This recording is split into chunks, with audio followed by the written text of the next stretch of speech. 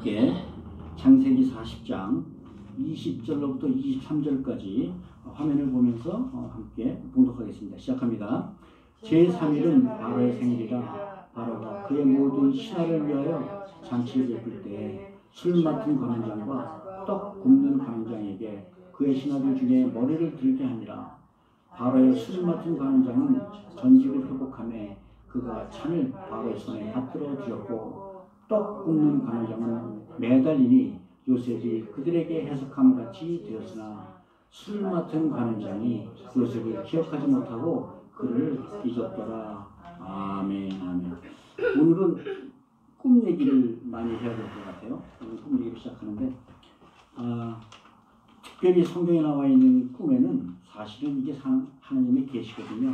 한마디 한마디마다 하나님의 뜻이 숨어 있습니다. 오늘은 같이 꿈 얘기를 하면서 이 하나님의 말씀을 찾아나가는 그런 시간이 되기를 바랍니다.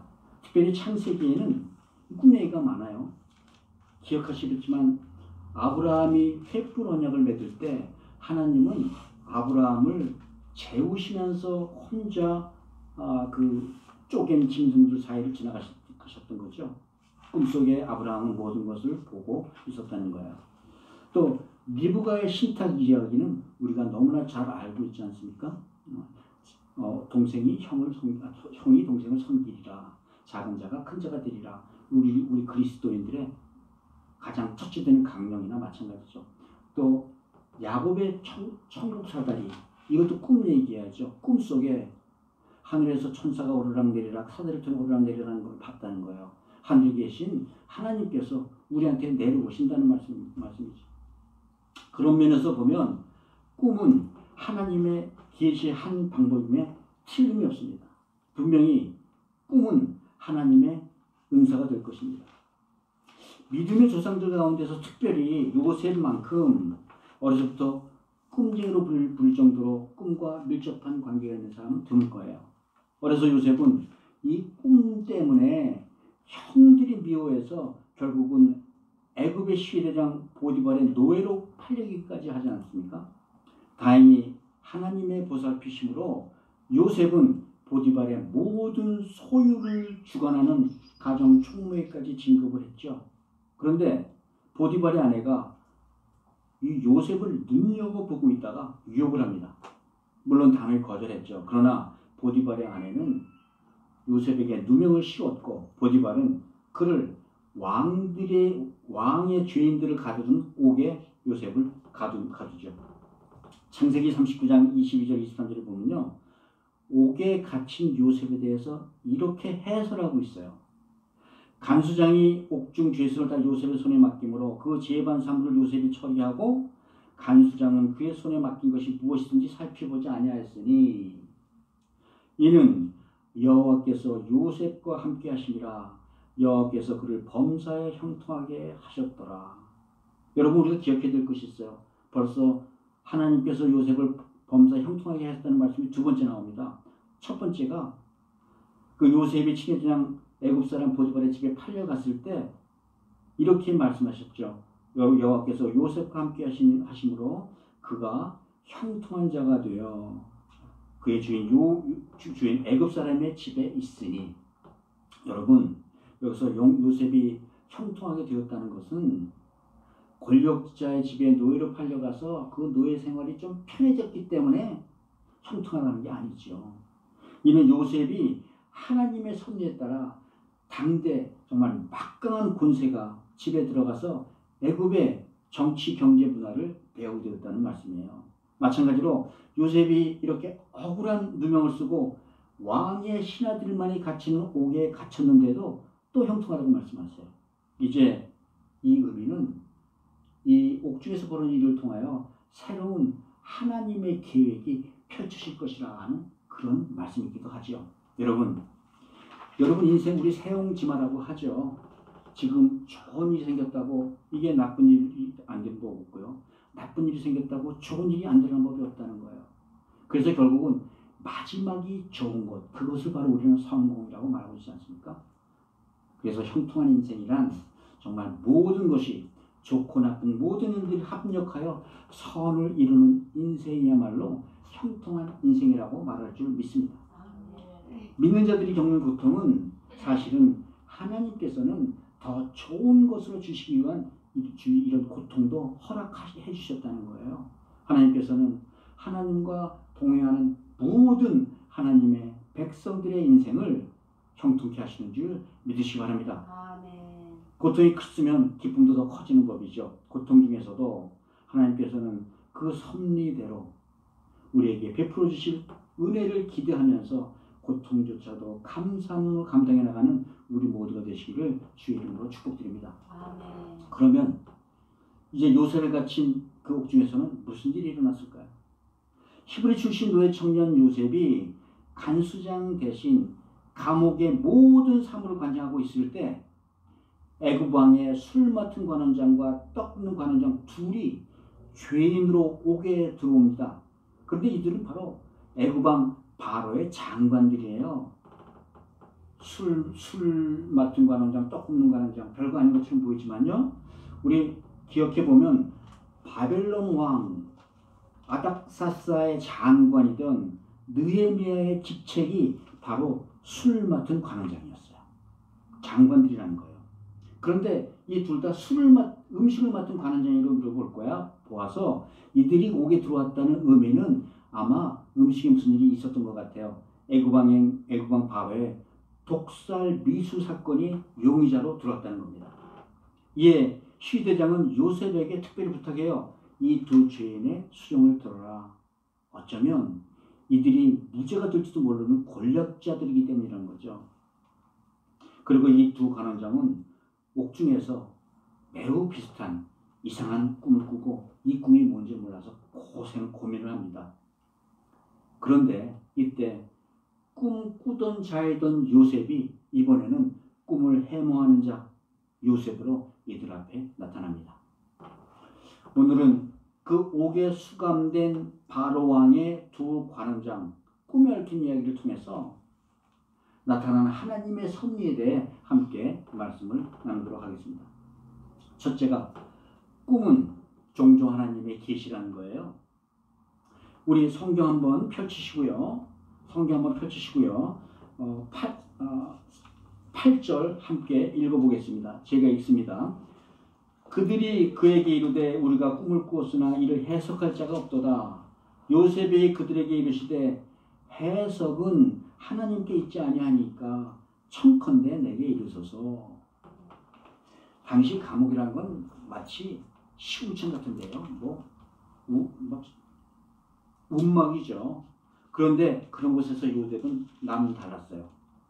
그 시궁창 같은 곳에서도 요셉은 그 남들을 주님 섬기듯이 섬겼다는 거예요. 오늘 성경은 일개 이방 노예 출신 성폭력범이 간수장이나 범죄자들 사이에서도 인정을 받은 이유를 믿음을 잃지 않는 그를 여호와께서 형통하게 하셨기 때문이라고 말씀하고 계십니다. 감옥에 갇힌 두 장관은 얼마 지난 후에 각각 특별하고 비슷한 내용의 서로 다른 꿈을 꾸지요. 그러나 바로의 독살 용의자로 몰린 당사자들은 그게 무슨 꿈인지 몰라서 정말 초조해졌지요. 그 옆에서 시름들던 요셉이 그들의 얼굴이 엉망으로 변한 것을 보고 그 이유를 물어요. 사실 그 장관급들은 죄인의 신분으로 잡혀와 있기는 하지만 자기는 한때 세상을 호령하는 애굽의 권력자의 신분이던 관원장이었었어요. 이런 하찮은 이방 죄수 청년에게 자기 마음을 털어놓고 자기 괴로움을 말할 수 있겠습니까? 그렇지만 그들은 이 감옥 생활 중에서도 자기들을 수정을 뚫던 이 죄수 청년의 진정성을 보았다는 거예요. 요셉은 성실함으로 그들의 육신뿐만 아니라 그들의 마음까지도 수정을 들었던 거죠. 이 히브리 노예 청년 요셉의 물음에 이들은 자신의 꿈에 대해서 자신의 속마음까지 터놓으면서 이 얘기를 시작합니다. 사실 한때는 자신의 꿈을 형들에게 2번씩이나 얘기할 정도로 남을 배려하지 못하던 그런 요셉이 이제 남을 배려해주는 그런 정도로 인간적으로 성숙해졌다는 말씀이에요. 자신조차 옥에 갇혀 있는 절망적인 상황 아래서도 요셉은 남들을 돌볼 수 있는 믿음을 가졌다는 겁니다. 하나님은 그와 동행하는 인생들에게도 시궁창 같은 곳까지도 향기나는 곳으로 바꿔주신 분임을 믿으시기 바랍니다. 아멘. 꿈 때문에 고민이라는 그들의 대답은 요셉에 이렇게 말해요. 해석은 하나님께 있지 아니하니까. 그런데 여러분, 당시 요셉, 애굽은 여러 우상을 섬기는 민족들이었어요. 하나님을 모르는 민족이라는 거죠. 그 애굽의 두 권력자 앞에 히브리 노예 출신 범죄자가 지금 하나님의 이름을 선포하고 있다는 겁니다.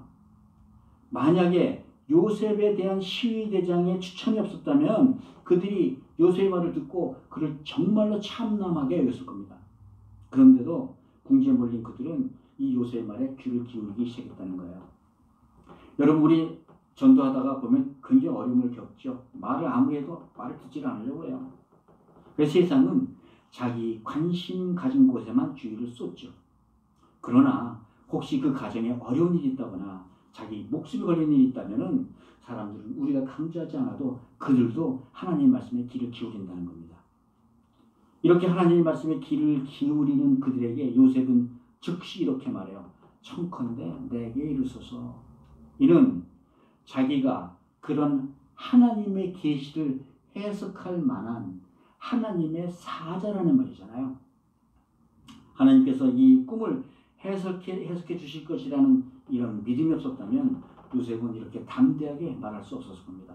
이것이 바로 요셉의 믿음이었다는 거죠. 우리 역시 세상이 하나님의 말씀에 귀를 기울이려고 그럴 때 즉시 믿음으로 복음을 선포할 수 있는 우리가 되시기를 바랍니다. 아멘. 그러면 여러분, 이 어려움 속에서도 남을 돌볼 수 있는 이런 요셉의 믿음은 어떻게 나왔을까요? 어디서 오는 걸까요? 네, 하나님께서는 자기 인생을 완전히 주관하고 계신다는 그 믿음으로부터 나왔다는 거예요. 내 인생이지만 나는 완전 하나님께 맡겨놓았어. 나는 하나님 다 알아서 해줄 것이요. 내 크고 속죄라는 내 문제에만 매몰되어 있을 때 나에게는 절대로 평강이 임할 수 없습니다. 내 인생의 문제 모두 하나님께 맡기고 그 문제들로부터 벗어져 놨을 때 비로소 마음의 평강이 찾아온다는 거예요. 그리고 내 마음의 평강이 임할 때 비로소 내 눈에도 내 주위 다른 사람들의 근심, 그들의 사정도 들어오기 시작한다는 겁니다. 내 문제는 모두 하나님께 맡기고 이웃의 어려움에 눈길을 돌릴 때 이때 동시에 하나님의 축복도 함께 임하는 줄 믿습니다. 아멘. 요셉은 이렇게 인간적으로만 성숙해졌던 게 아니에요. 영적으로도 많이 성숙해졌다는 거예요. 사실 요셉은 꿈 때문에 애굽의 노예로 팔려온 정말 인생이 어긋난 인생이었잖아요. 꿈을 꾸게 하신 그 하나님을 원망할 수도 있고 또 자기를 노예로 팔아버린 형들을 저주할 수도 있고 무엇보다도 지금 이렇게 옥살이까지 하게 만든 보디발 아내의 모함에 복수할 날을 손꼽아 기다릴 수도 있었습니다. 그러나 그는 이런 엄혹한 현실 앞에서도 하나님에 대한 신뢰의 끈을 놓치지 않았다는 거예요. 이 믿음이 환난 가운데 서 있는 요셉으로 하여금 옥중에서도 하나님의 능력을 선포할 수 있는 능력을 받았다는 겁니다. 아멘. 이런 요셉을 보면서 술 맡은 관원장이 자기의 꿈과 걱정을 토로하죠. 이제 요셉은 술 맡은 관원장의 꿈을 길몽으로 풀이해줘요. 그리고 이렇게 대답하죠. 사흘 안에 복직되어 풀려나리라.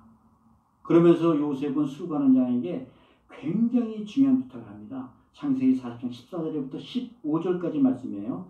창세기 14장 14절부터 15절까지 말씀입니다. 함께 읽으실 수 있으면 같이 읽으세요. 시작합니다. 당신이 잘 되시거든 나를 생각하고 내게 은혜를 베풀어서 내 사정을 바로에게 아뢰어 이 집에서 나를 건져 주소서. 난 히브리 땅에서 끌려온 자요 여기서도 옥에 갇힐 일은 하지 아니하였나이다. 이를 듣고 있던 빵 굽던 관원도 길몽이라는 소리를 듣고 마음이 솔깃해져서 자기도 스스로 자기 꿈을 얘기해 줍니다. 여러분, 우리도 누가 좋은 꿈을 꾸면 자기도 혹시 그 꿈이 좋은 꿈 아닐까 그런 기대가 있잖아요. 그래서 꿈 얘기를 했는데요. 불행하게도 빵 굽는 관원장의 꿈은 흉몽이었어요. 보통 흉몽을 얘기할 때 우리는 살짝 말을 돌려 하죠. 그러나 요셉은 그렇지 않았다는 거예요. 사흘 후에 네가 나무에 달려 새들이 당신의 고기를 뜯어 먹으리라. 여러분, 성숙하다고 그렇게 칭찬했던 요셉이 이게 갑자기 직설적으로 표현하는 이유는 무엇일까요? 이것이 바로 복음이라는 거예요.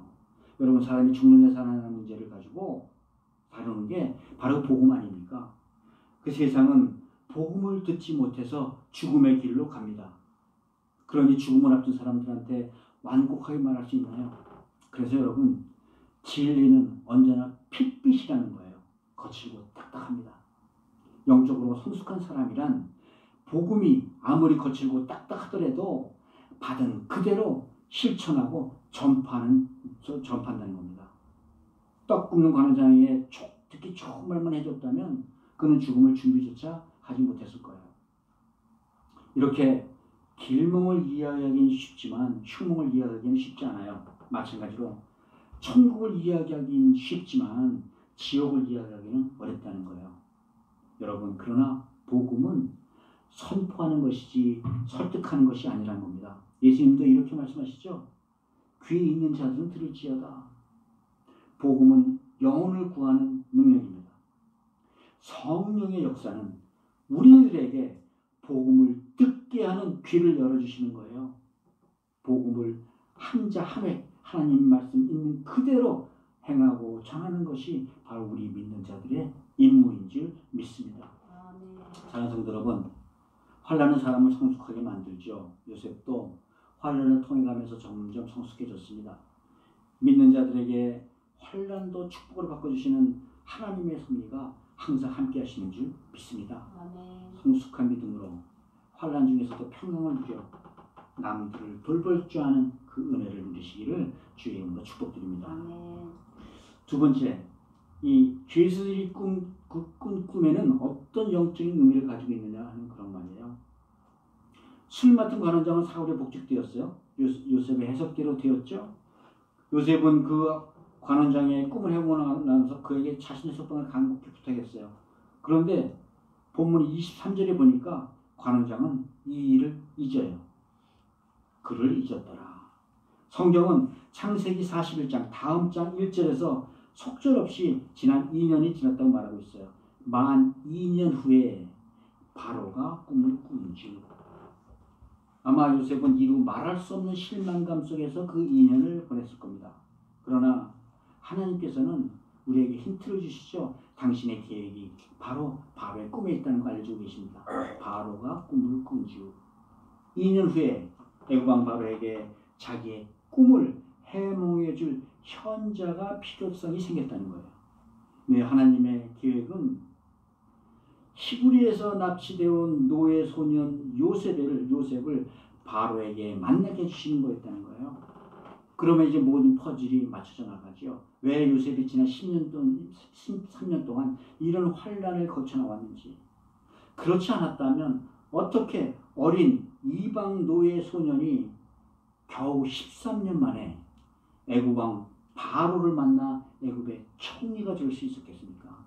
하나님의 계획은 우리가 보기에는 느리고 답답해 보여도 언제나 최선의 계획이라는 것을 믿으시 바랍니다. 아멘. 그러면 하나님께서 보내신 이 두 주인을 통해 말씀하시는 영적인 의미는 무엇일까요? 무엇보다도 우리가 사는 이 세상은 영적으로 죄인들의 세상, 즉 감옥이라는 겁니다. 하나님께서는 죄인들의 세상에 죄가 없으신 그리스도를 보내셨듯이 마찬가지로 죄가 없는 요셉도 죄인들이 사는 감옥으로 보내셨다는 거예요.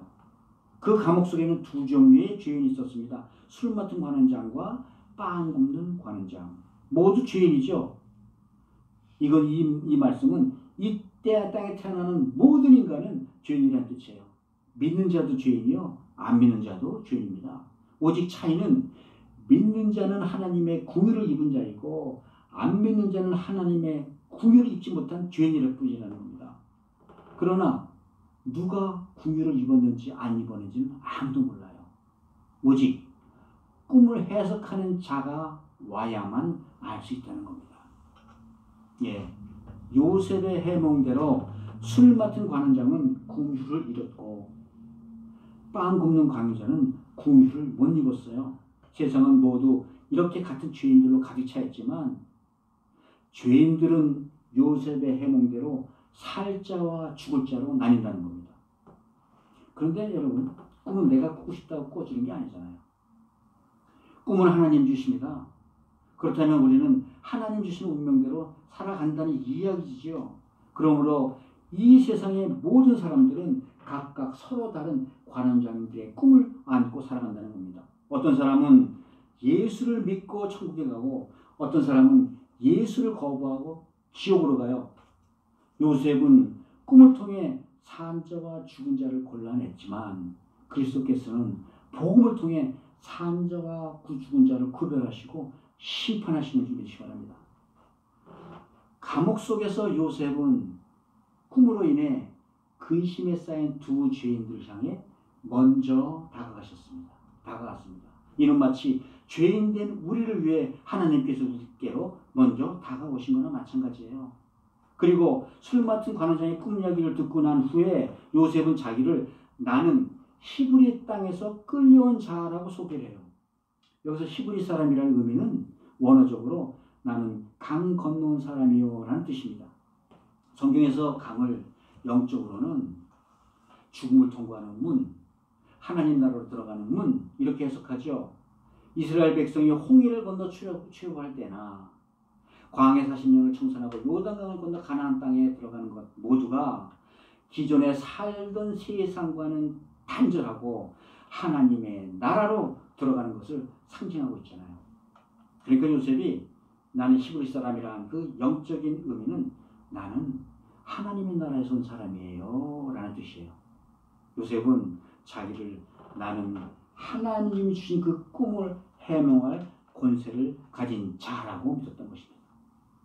여러분, 복음은 하나님의 사람들의 입을 통하여 나오는 하나님의 말씀이 바로 복음인 줄 믿으시기 바랍니다. 아멘. 여기서 하나님의 관점에서 하나님의 사람의 관점에서 다시 요셉의 과거를 조금 뒤집어 보면요. 요셉은 형제들에게 구덩이에 빠졌었어요. 이미 땅속에 들어가서 영적으로 한번 죽었다는 거예요. 그런 요셉이 다시 그 구덩이를 나와 애굽으로 내려 끌려갑니다. 죽었다가 부활했다는 거예요. 영적으로 부활한 요셉이 하나님 나라에서 세상을 뜻하는 애굽이라는 나라로 보내졌다는 거예요. 아시다시피 요셉은 꿈꾸는 자였어요. 창세기 30장에 보면요. 17살짜리 요셉이 형제들의 왕이 되고 만유의 주가 되는 꿈을 꿨다고 떠벌떠벌댔죠. 여기서 만유의 주라는 말은 산자와 죽은 자를 심판하는 심판주라는 말씀이에요. 이 심판에 대하기 위해서는 우리가 두 죄인의 꿈에 대해서 조금 더 살펴봐야 될 것 같죠. 먼저 술 맡은 관원장의 꿈은 포도나무에 세 가지가 나와서 그 가지에 열린 포도송이를 따 그 즙으로 바로에게 잔을 올렸다는 내용이에요. 그러자 요셉이 그건 바로 즉시 바로가 사흘 만에 당신을 복직시키자는 길목으로 해석해 줬다고 그랬죠. 이를 듣고 있던 관원장은 이렇게 설명합니다. 자기는 흰떡 세 광주리가 머리 위에 있는데 바로를 위해 구운 각종 음식이 들어있는 메뉴 광주리 속의 음식을 새들이 와서 먹더라. 이에 요셉은 당신은 사흘 후에 죽어 새들이 당신 살을 뜯어먹는 흉몽이라고 해명해 줬죠. 요셉의 해석대로 사흘 후에 술 맡은 관원장은 살게 되었고 떡 맡은 관원장은 죽게 되었어요. 즉 요셉의 해석은 영적으로 하나님의 사람이 죄인들을 산자와 죽은 자를 심판한다는 의미죠. 복음 가운데 세상에 대한 하나님이 심판이 임하는 줄 믿습니다. 그러면 왜 누구는 살고 왜 누구는 죽어야 될까요? 두 관원장은 모두 바로에게 바치는 술과 떡에 관한 꿈을 꾸었어요. 바로에게 되돌려드린 자는 살았고 바로에게 돌려드릴 것을 새들에게 뺏긴 자는 죽었다는 거예요. 우리의 믿음도 똑같다는 얘기입니다. 하나님으로부터 받은 인생을 하나님께 돌려드리는 자는 살 것이고 하나님으로부터 받은 인생을 세상의 새들에게 뺏겨버린 자들은 죽을 것이라는 거예요. 그런데 더 중요한 말씀이 있죠. 주인이 된 하나님께 돌려진다고 해서 다 사는 인생이 아니라는 거예요. 가지에 열린 포도 같은 우리 인생이 잘 으깨져서 집으로 주인에게 되돌려주는 자만이 살아날 것이라고 말씀하시는 거예요. 예수님도 완전히 깨우셨어요. 자신을 완전히 비워 십자가에 죽기까지 아버지의 뜻에 복종하셨습니다. 그리스도인들이 가는 길은 예수님이 가시는 길을 따라가는 길이에요. 우리 안에 계신 성령님께서 그렇게 간섭하십니다. 그래서 성령님은 날마다 우리 안에서 세상에 대한 정과 욕심을 십자가에 못 박아라, 죽이라 하는 일을 계속하시는 거죠. 성경은 에베소서 4장에서 이를 이렇게 말씀하세요. 너희는 유혹의 욕심을 따라 썩어져가는 구습을 따르는 옛사람을 벗어버리고 오직 너희의 심령이 새롭게 되어 하나님을 따라 의와 진리로 거룩함으로 지으심을 받은 새 사람을 입어라. 아멘. 하나님은 자기 안에 옛사람이 완전히 깨어져 새롭게 태어난 새 사람을 받으시는 줄 믿으시기 바랍니다. 아멘. 사랑하는 성도 여러분, 우리 인생은 잘 으깨어 만든 포도즙을 바로에게 올리는 것과 같다는 거예요. 하나님께서는 우리 안에 옛사람이 옛자가 완전히 깨어져 즙이 되지 않으면 받으실 수가 없어요.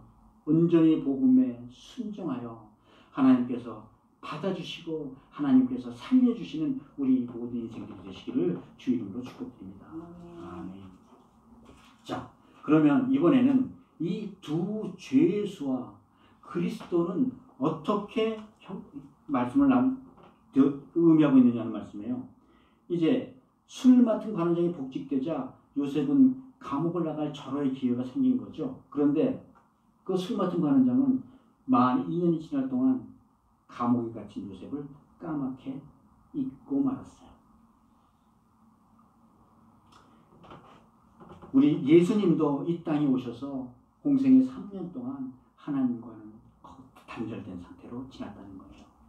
그러면 여러분, 하나님께서 요셉을 이렇게 2년 동안 더 감옥에 있게 하신 그 의도는 무엇일까요? 우리 한번 반대로 생각해봐요. 만약에 술 맡은 관원장이 곧바로 바로에게 얘기를 해서 요셉의 누명을 벗겨줬다면 요셉은 무슨 일을 했을까요? 바로 아버지 집으로 돌아가지 않았겠어요? 그러면 아버지와 형제들과 가족들 간의 관계는 어떻게 되겠습니까? 아무리 모르긴 몰라도 하나님의 약속이 있던 이 믿음의 가정은 산산이 부서져 깨져버리고 말았을 겁니다. 그러나 이 2년 동안의 기다림이 있었기에 요셉은 가정도 구할 수 있었고 또 바로의 총리가 될 기회도 생겼던 것이죠. 물론 기다린 2년 동안의 시간이 요셉에게는 날마다 희망과 절망을 교치 하는 어려운 시간들이었을 거예요. 그런데 그는 조바심 치며 서두르지 않았다는 겁니다. 요셉은 하나님께서는 하나님의 때 하나님의 사람을 높이신 분이심을 믿었기 때문이에요. 인내하면서 기다리는 믿음, 이것이 바로 요셉의 또 다른 믿음인 줄 기억하시기 바랍니다. 이 믿음이야말로 십자가에서 죽기까지 순종하시던 그리스도의 믿음이시기도 한다는 거예요. 여러분, 술 맡은 관원장, 떡 굽는 관원장, 그리고 이 사흘이라는 단어 속에서 생각나시는 게 없으신가요? 예, 허락된 사흘이라는 시간과 잔칫날에 한 사람은 죽고 한 사람은 살아나는 이 스토리에는 아주 중요한 하나님의 섭리가 숨어 있다는 겁니다. 섭리를 찾기 위해서는 좀 관원장들의 꿈을 좀 세부적으로 살펴볼 필요가 있어요. 먼저 떡 굽는 관원장의 꿈을 좀 살펴볼게요. 그 꿈에 그의 머리 위에는 흰떡 3경지가 있었다는 거예요. 그런데 여러분, 떡은 그냥 날것을 하는 것이 아니라 누룩을 넣고 구워야 되는 것입니다. 그런데 성경에서는 이 누룩을 죄와 율법을 상징하지요. 그런데 이 떡을 새들이 와서 먹었다는 건 이젠 사람들이 먹을 수 없는 그런 떡이 되었다는 거예요. 여러분, 우리 마가복음에 보면 길가에 떨어진 씨앗은 누가 와서 먹어 치우나요? 예, 바로 새지요. 예수님은 이 새에 대하여 사탄이라고 정확히 말씀하고 계십니다. 결국 이 관원장은 바로의 생일 잔칫날 나무에 매달려 죽습니다. 예수 그리스도가 십자가에 달린 날도 6월절 잔칫날이요. 죽어서 땅에 묻힌 지도 사흘이 되는 거죠. 반면에 술 맡은 관원장의 꿈은 바로 포도가지와 포도 열매에 관한 꿈이었어요. 요한복음 15장 5절에 보면 예수님은 이렇게 말씀하세요. 나는 포도나무요 너희는 가지라. 그가 내 안에 내가 그 안에 거하면 사람들이 많은 열매를 맺나니 나를 떠나서는 너희가 아무것도 할 수 없습니다. 포도 열매는 포도가지에 붙어 있을 때만 열매를 맺습니다. 술 맡은 관원장의 꿈에 열매가 풍성해서 그 열매로 집을 내 바로에게 바쳤다고 말하죠. 포도주는 그리스도의 복음을 뜻하기도 합니다. 즉 술 맡은 관원장은 그리스도와 연합하였다는 거예요. 바로의 손에 다시 포도주를 올렸다는 건 그가 그리스도 앞에서 십자가의 피로 인정을 받았다는 말씀이에요. 술 맡은 관원장도 죄인이었지만 그는 그리스도와 연합하였으므로 하나님 앞에서 용서를 받았다는 의미가 되는 거죠. 여러분, 술과 떡과 사흘과 잔치라는 말씀 중에서 예수 그리스도의 무엇이 유언이 떠오르지 않으세요? 마지막 유월절 잔치를 하시면서 예수님은 제자들에게 마태복음 26장에서 이렇게 말씀하시죠.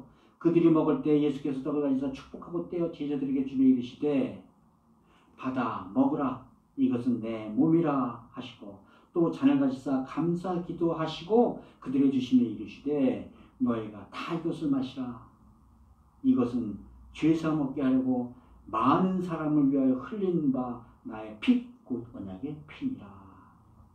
예수님께서는 제자들에게 이 잔은 내 피로 세운 새 언약이다 라고 말씀하세요.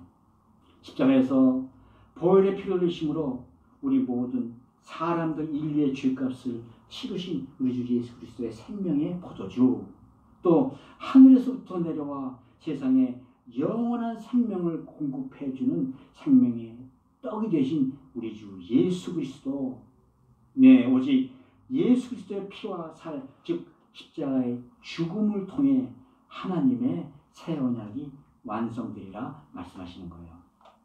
그래서 예수님은 이 떡과 피의 잔치를 행함으로 대대로 나를 기념하라고 말씀하시는 겁니다. 여러분, 아담의 죄를 이어받은 사람은 자신의 행위로는 아무도 하나님 앞에 나갈 수가 없어요. 자신의 율법의 의로운 행위로 나가면 죽습니다. 오직 그리스도를 자기의 주요 구세주로 믿음으로 하나님께서는 이를 의롭다 여겨주시는 그 사람만 살린다는 거예요. 하나님은 오직 예수 그리스도의 사랑과 피의 십자가의 복음을 믿는 자들을 죄에서 해방시키시고 구원의 영생에 이르게 하시는 줄 믿습니다. 히브리서 9장 12절에서는 이렇게 말씀하죠. 그리스도께서 염소와 송아지 피로 하지 아니하고 오직 자기의 피로 영원한 속죄를 이루사 단번에 성소에 들어가셨느니라. 구약의 성도들은 염소와 송아지 피로 제사함을 받아요. 그러나 2000년 전에 오신 예수 그리스도로 말미암아 우리 믿는 자들은 오직 예수 그리스도 피로 영원한 속죄를 받았다는 사실을 믿으셔야 합니다. 사랑하는 성도 여러분, 죄인 중에 술 맡은 관원장은 살아났어요. 죄인도 십자가의 복음으로 구원해 주신다는 의미예요. 우리 역시 그리스도 십자가 복음으로 구원받아 영원한 생명을 얻었음을 믿으시기 바랍니다. 구원받은 우리 모두 십자가의 복음에 순종함으로 그리스도를 닮아가시기를 주 예수 그리스도의 이름으로 축복드립니다. 이제 말씀을 맺죠. 사랑하는 성도 여러분, 예수 그리스도를 주로 믿고 사는 자들은 모두 하나님의 큰 그림 안에서 사는 자들입니다. 혹시 여러분 요새 삶이 어떠세요? 혹시 감옥 안의 요셉처럼 사방을 둘러봐도 솟아날 구멍조차 보이지 않고 그런 삶은 아니십니까? 그렇다 하더라도 두려워하지 마십시오. 하나님은 자기의 약속을 이루시기 위하여 우리의 삶 속에서 우리를 직접 지휘하시는 분이심을 믿으시기 바랍니다. 때때로 아주 구체적으로 개입하십니다. 사람도 보내주시고 또 사람 만나게 해주시고 이를 통해서 하나님의 일을 준비해 주세요. 또 때로는 우리를 기다리게도 하세요. 기다리지 못하는 우리들에게 성령의 은사로 기다릴 수 있는 인내할 힘을 주시기도 한다는 거예요. 여러분, 하나님은 예수 그리스도 통해 우리를 향한 큰 그림을 그리시는 사실을 꼭 기억하시기 바랍니다. 성경은 에베소서 1장에서 이렇게 말씀하세요. 모든 일을 그의 뜻에 결정되어 일하시는 이의 계획에 따라 우리가 예정을 입어 그 안에서 기업이 되었으니 이는 우리가 그리스도 안에서 전부터 바라던 그의 영광의 찬송이 되게 하려 하심이니라. 아멘. 우리를 그리스도 안에서 성도로 구별하여 부르신 하나님께서 감옥 같은 이 세상에서 하나님 나라의 큰 그림으로 우리를 인도하고 계신 줄 믿으시기 바랍니다. 아멘. 사랑하는 성도 여러분, 하나님의 큰 그림의 주인이 되신 예수 그리스도를 붙잡으시기 바랍니다. 술 맡은 관원장같이 죄인 된 우리를 예수 그리스도께서 십자가에 죽으심으로 대신 살려주신 거예요. 그러나 하나님께서는 죽은 그리스도를 살리시고 우리 믿는 자들을 그의 주로 삼으셔 주셨습니다. 하나님은 그리스도를 주로 영접한 우리들에게 주 안에서 영원한 생명까지 허락해 주신 줄 믿습니다. 우리 모두 그리스도 안에서 환난조차도 축복의 길, 승리의 길, 영광의 길로 바꿔주시는 하나님의 섭리의 은혜를 누리는 복된 성도들이 다 되시기를 우리 주 예수 그리스도 이름으로 축복드립니다.